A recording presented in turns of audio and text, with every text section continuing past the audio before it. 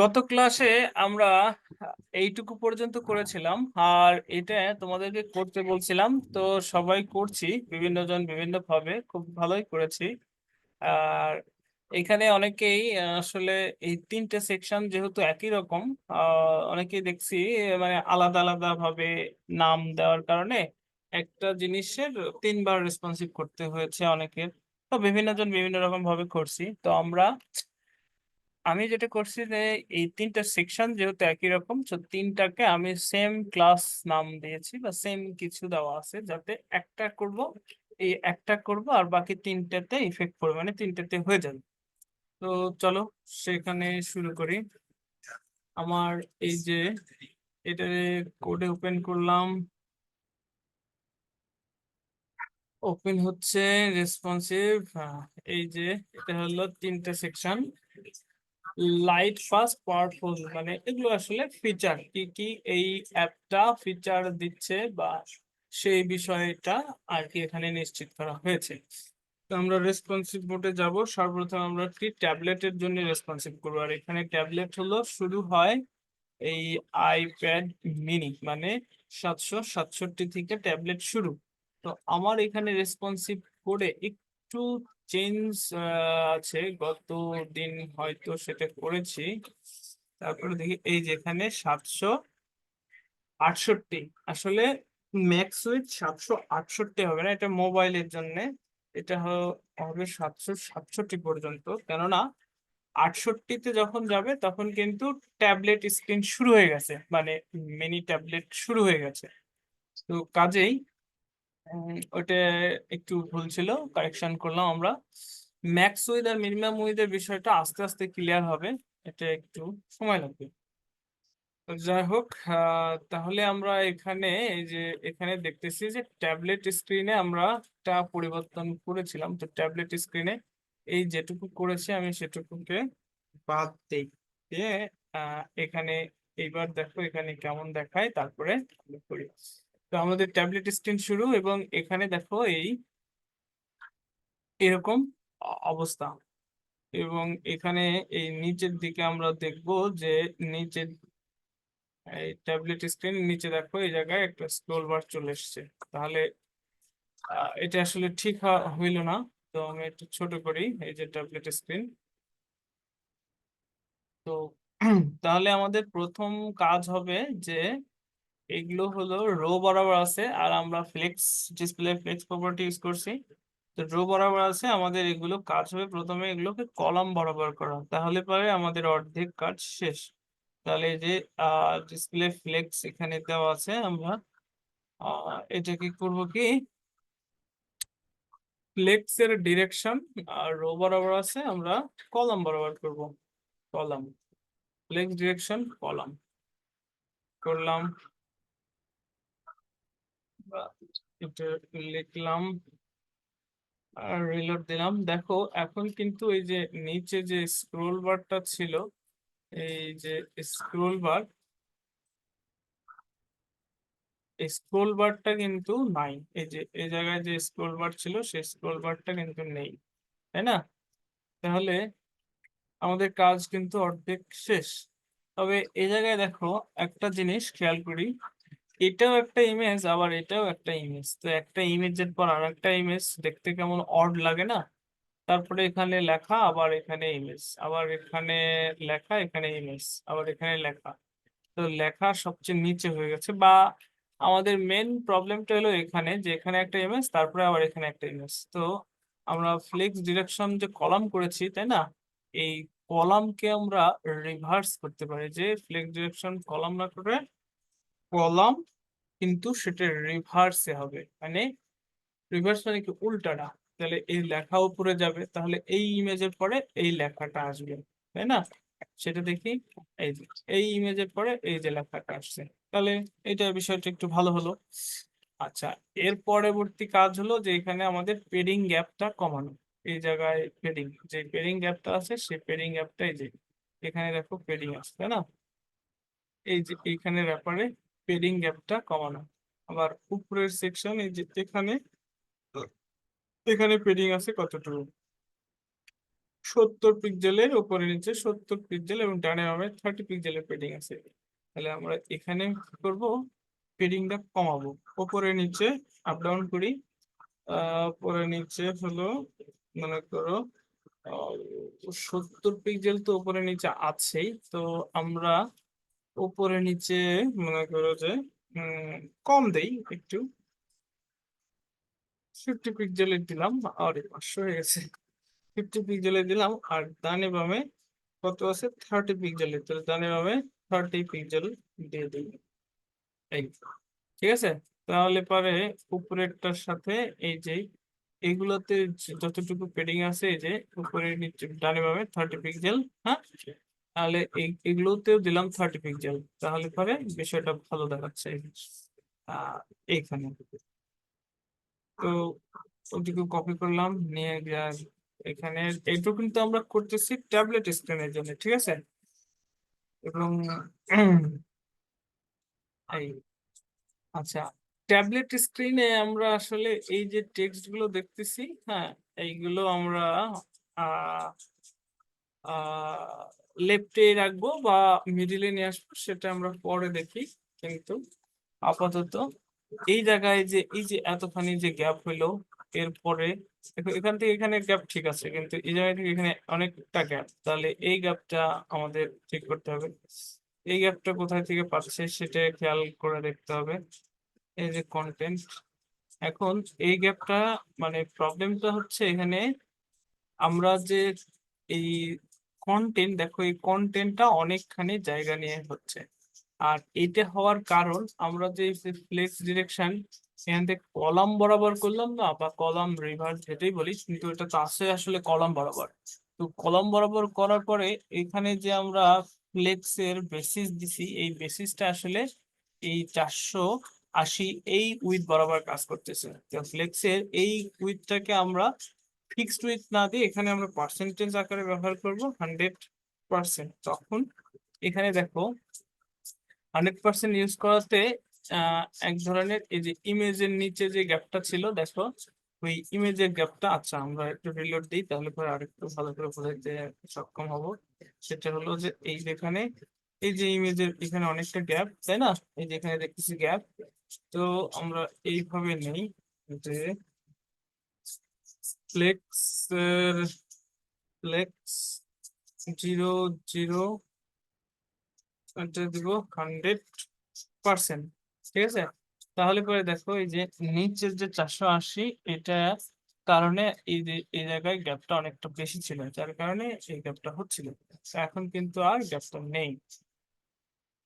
তাহলে এইটা ইমেজের ক্ষেত্রেও এবং কন্টেন্ট, এই যে কন্টেন্টে এই জায়গায় দেখো অনেকটা গ্যাপ, তাহলে সেম কাজটা আমরা কন্টেন্টের ক্ষেত্রেও করব।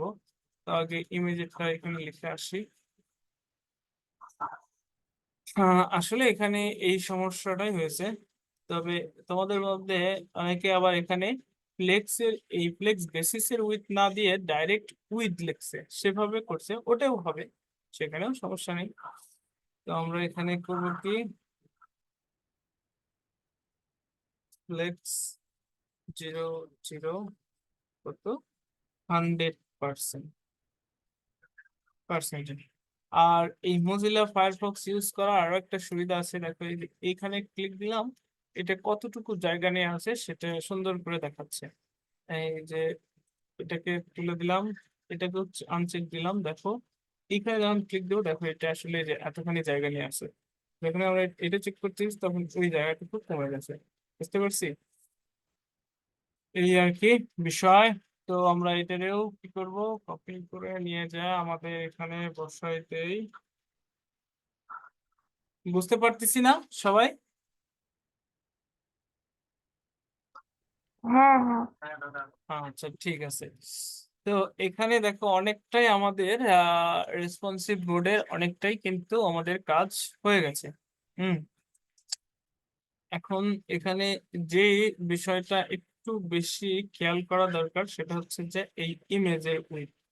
তো ইমেজের উইথটাকে যদি আমরা নিয়ন্ত্রণ করতে চাই, কেননা এটা হলো রেসপন্সিভ মোডের ফার্স্ট স্টেজ, মানে এই 768 হলো প্রথম, তাহলে এর চেয়ে বড় হবে আচ্ছা, আমরা এখানে মিনি আইপ্যাড বা মিনি এইটারে সিলেক্ট করি, তাহলে 768। আর এই ট্যাবলেটের সর্বোচ্চ উইড হয় হলো 1024। যদি আমরা এই যেটাকে ঘুরাই দেই, তাহলে দেখো এইটা হলো ট্যাবলেটের সর্বোচ্চ উইড।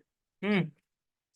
এটা এবং এই 768 এর মধ্যে সীমাবদ্ধ থাকবে। তাহলে যখন মানে ঘুরিয়ে যখন দেখবে, তখন আসলে এরকমটা দেখবে। তো এরকম যখন বড় ট্যাবলেট বা এরকম উইথের ট্যাবলেট হচ্ছে, বা মানে ট্যাবলেটটাকে যখন মানে পাতাল করে দেখতেছে, তখন এরকমটা হচ্ছে।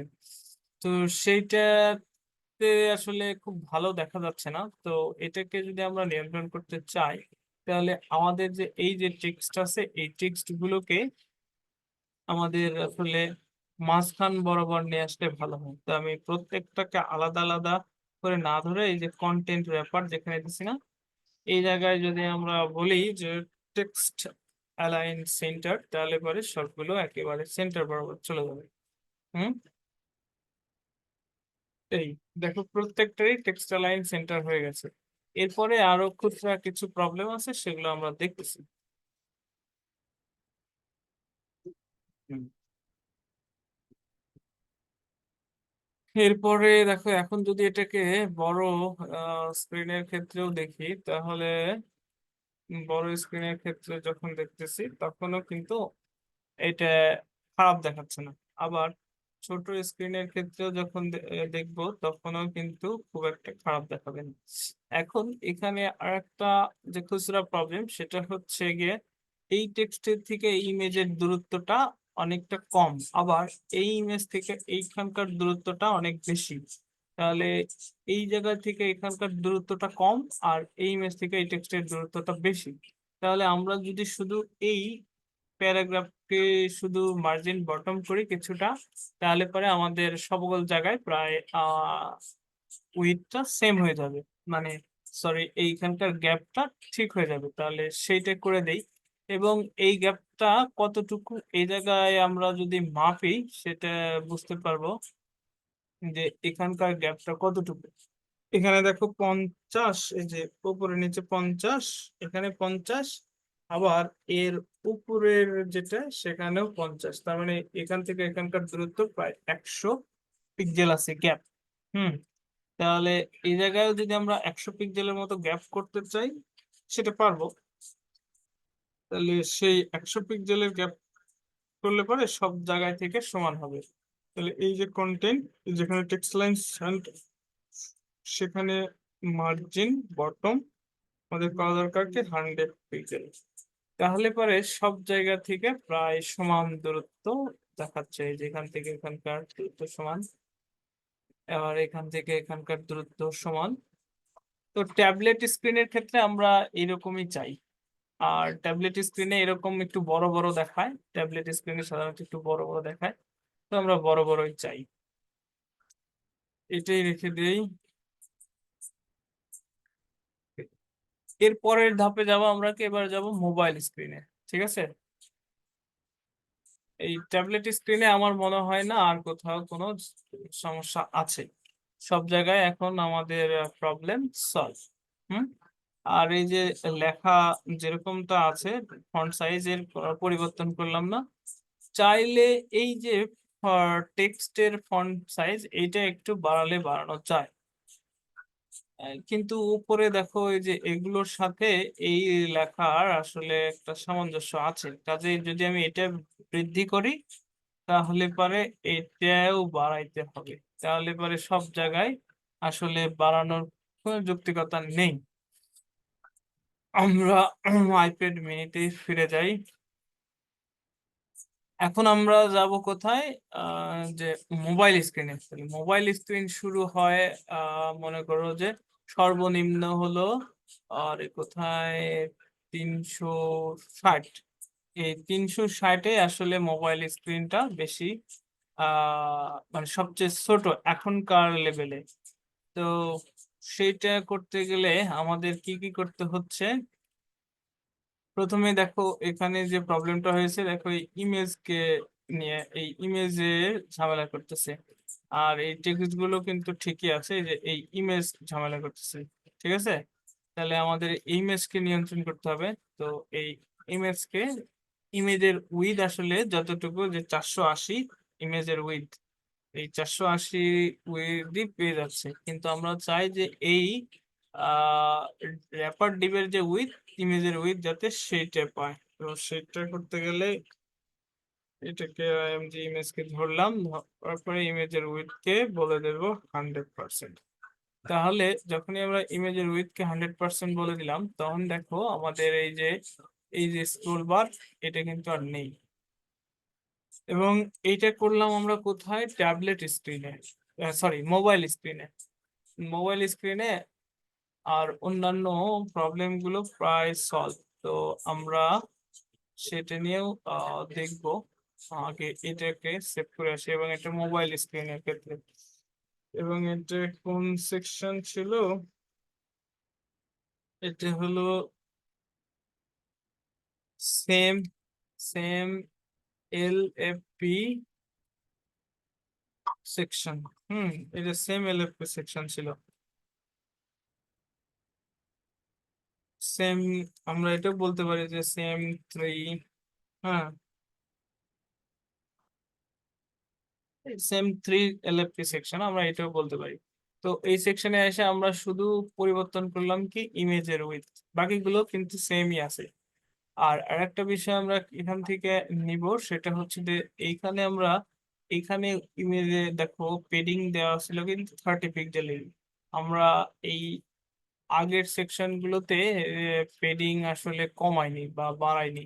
একদম হেডারে যদি আমরা দেখি, এখানেও আমরা এই যে 30 পিক্সেলই রাখছিলাম। তো আমরা এটা যদি একদম সকল জায়গায় পরিবর্তন করি, যে এটা 20 দিব, তাহলে পরে সব জায়গায় আসলে পরিবর্তন করার দরকার।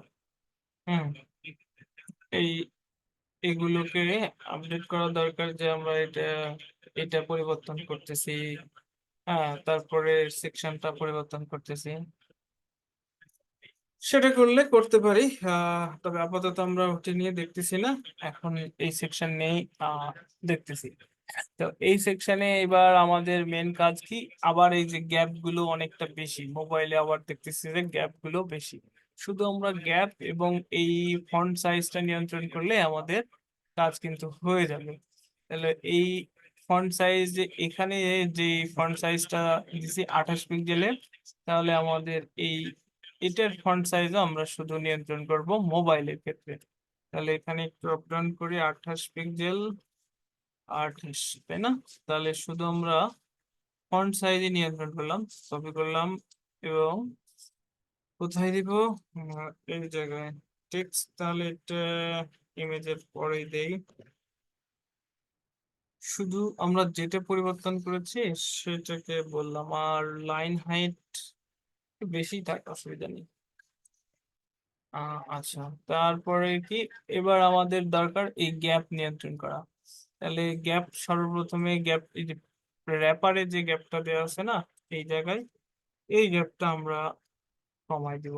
এই গ্যাপটা মনে করো যে 25, মানে 50 পিক্সেলের, এখান থেকে দিলাম গ্যাপ 50 পিক্সেল হইল আর কি। তাহলে এই জায়গাকার গ্যাপটা আমরা 50 পিক্সেল করে দিই। এখানকার গ্যাপটা কত? 25। এখানে নিচে 25, উপরে 25, তাই না? দুইটা সেকশন, নিচে 25, উপরে 25, 50। আচ্ছা, আমরা এইটারে কপি করলাম, করার পরে এটা হলো উপরে 30 পিক্সেল। আমরা এটা চাইলে পরিবর্তন করতে পারি, কিন্তু এখন আমরা করতেছি না, আমরা পরবর্তীতে করব। আগে এইগুলা, এই এই জায়গায় আমাদের এটা কত আমাদের করব, এটা হলো, সরি, 50 পিক্সেল। আহ, এই যে, তাহলে কিন্তু আমাদের কাজ শেষ। শুধু এটা দিব, তাহলে আমাদের এই সেকশনের বা এইটুকুর কাজ শেষ। ঠিক আছে? আর টেক্সট লাইন যেটা আমরা পরিবর্তন করি এটা। তাহলে এই 3টে সেকশন আমি কিন্তু খুব সহজেই রেসপন্সিভ করে ফেললাম। আর আসলে পরিবর্তনের দরকার নেই। এখন এটা বড় মোবাইলের ক্ষেত্রে গেলাম, হ্যাঁ ঠিক আছে, ভালোই দেখাচ্ছে বড় মোবাইলেও, আবার ট্যাবলেটেও ঠিক আছে, মোবাইলে ঠিক আছে, মানে সকল ডিভাইসে এটা এখন পারফেক্ট এই পর্যন্ত। তারপরে আমরা পরেরটা আবার পরে দেখব, ঠিক আছে। আচ্ছা, এই পর্যন্ত আমার মনে হয় সবাই খুব সুন্দরভাবে বুঝছি না?